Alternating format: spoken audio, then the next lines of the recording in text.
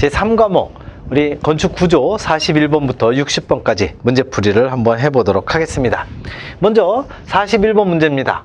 지진기에 기록된 진폭을 진원의 깊이와 진앙까지 거리 등을 고려해서 뭐라고 쭉 나왔는데 다른 거 다 중요하고요. 이제 지진계에 관련된 건데 절대적인 개념이다 하면 규모입니다.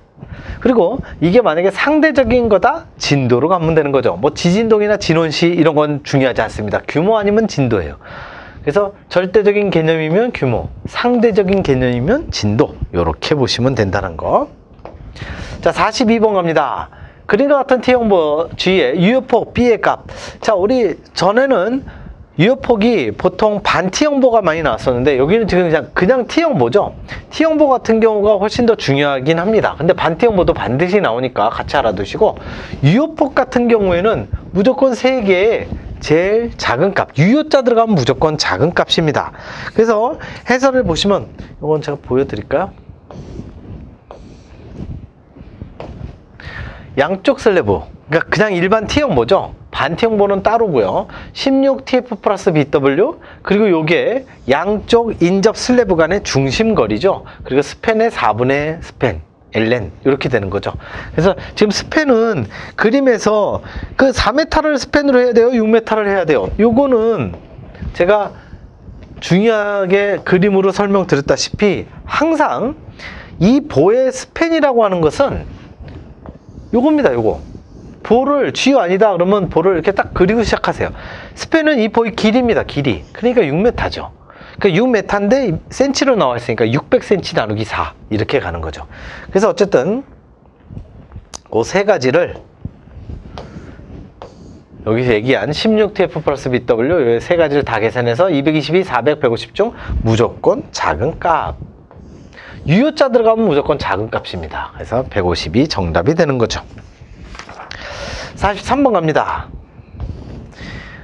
그림과 같은 지상 4층 건물의 기둥 C1에 1층에 발생하는 개수하중에 의한 충력을 면적법으로 구하라. 자, 면적법으로 구하라는 게 무슨 뜻이냐? 이게 그거부터 먼저 이해를 하셔야 되는데, 지금 구하고자 하는 게 기둥 C1 요거죠, 요거. 가운데 있는 건데, 지금 요걸 보시면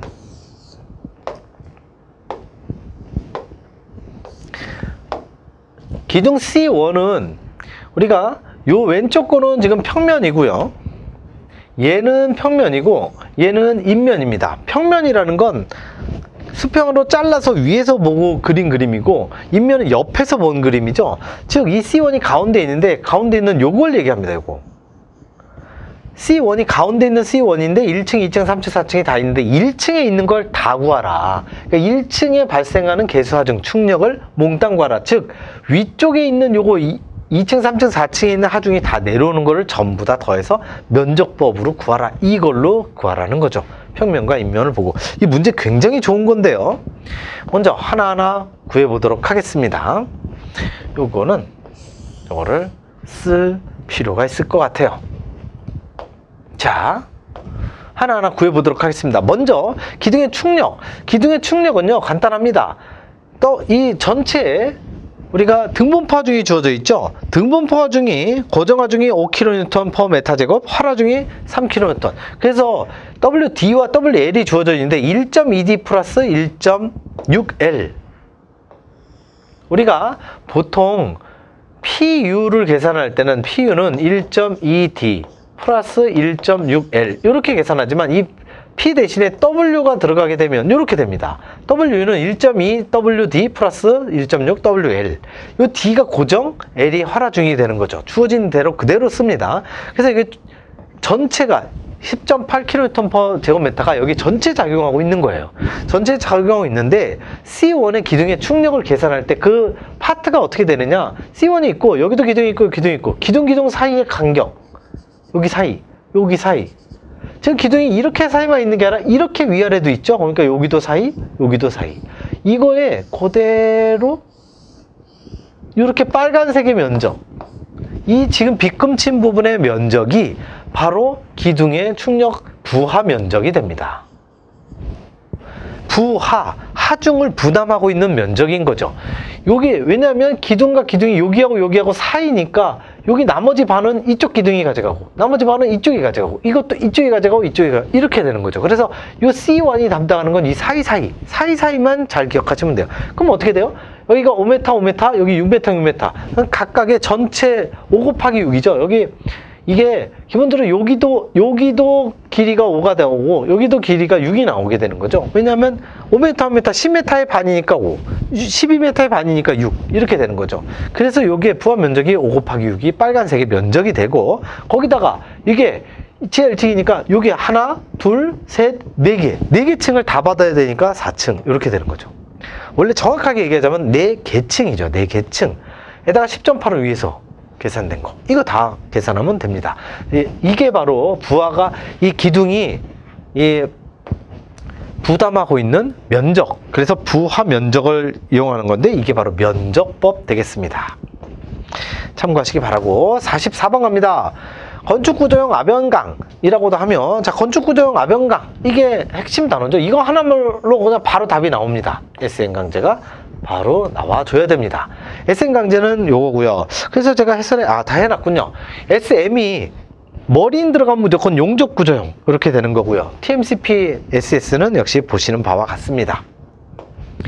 참고하시기 바라고. 자, 해설에 있는 거 몽땅 다 알고 계시는 게 좋습니다. 45번 갑니다. 지진하중 설계 시 밑면 전단력과 관계가 없는 것. 밑면 전단력, 요거는 이제 공무원 시험에서는 워낙 많이 나오는데 기사 시험에도 가끔 출제가 됩니다. 요 공식은 알아두시는 게 좋습니다. I분의 R 곱하기 우리 T 그리고 SD1 곱하기 W 이렇게 나오죠. 요게 바로 밑면 전단력 V식이 되겠습니다. 여기서 유효 건물 중량 W, weight, 중요도 계수, importance, 그리고 집안 증폭 계수, 이 집안 증폭 계수를 가지고 요 SD1 주기 1초에서의 이 설계 스펙트럼 가속도가 결정이 됩니다. 좀 어려운 내용인데 어쨌든 요 가스트 계수, 요거는 4번은 풍화중에 관련된 거죠. 풍화중 난류, 회오리바람을 산정하는데 쓰는 게 가스트 영향계수. 4번이 틀린 정답이 되겠죠. 어쨌든 여기에 있는 게 전체 다 해당이 됩니다. 참고하시기 바라고. 요거는 틀리라고 낸 문제 아닙니다. 이거 중요한 내용입니다.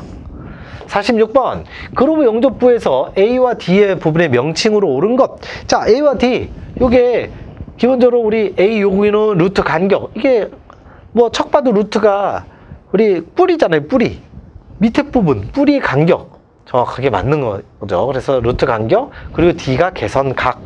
이게 뭐 요렇게 될 수도 있지만 요렇게 될 수도 있는 거죠. 그리고 2도 나오고 2가 바로 목두께. 요것도 같이 알아두시면 좋죠. 이는 목두께. 저것도 충분히 나올 수 있습니다. 47번 갑니다. 모멘트 분배법 같은 거죠.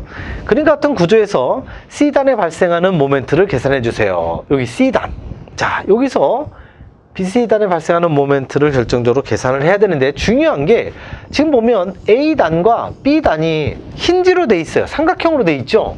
지금 저 D단과 C단은 빗금으로 돼 있어서 고정단인데 얘네들은 힌지야. 힌지면 요게 이 문제의 핵심입니다. 힌지의 유효 강비는 4분의 3K를 곱하게 돼 있으면 4분의 3을 곱하게 돼 있어요.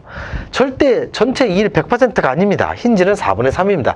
그래서 분모의 시그마 K를 계산할 때 요거 두 개 3하고 1.5는 그대로 갑니다만 여기 4하고 2.0 요거죠. 2.0과 4 요거 두 개는 힌지니까 얘네들은 이 앞에 반드시 4분의 3이 곱해져야 됩니다. 이게 이 문제의 핵심 포인트 되겠습니다. 4분의 3을 알고 있느냐를 물어보는 거죠. 이거 4분의 3 안 곱하면은요 답이 지저분한 값이 나옵니다. 지저분한 값이 나와서 얘가 안 나오기 때문에 안 되는 거죠. 그래서 무조건 얘네들 힌지는 힌지야? 힌지는 무조건 곱하기 4분의 3을 해야 된다라고 꼭 기억하고 계셔야 됩니다. 이게 이 문제의 핵심이라는 소리죠. 그래서 첫 번째 분배율 계산을 하는 거죠. 시그마 K분의 K 해서 이거 분모 다 계산을 하고 우리가 구하고자 하는 게 C였잖아요. C. 얘만 분자로 올라가는 거죠. 1.5.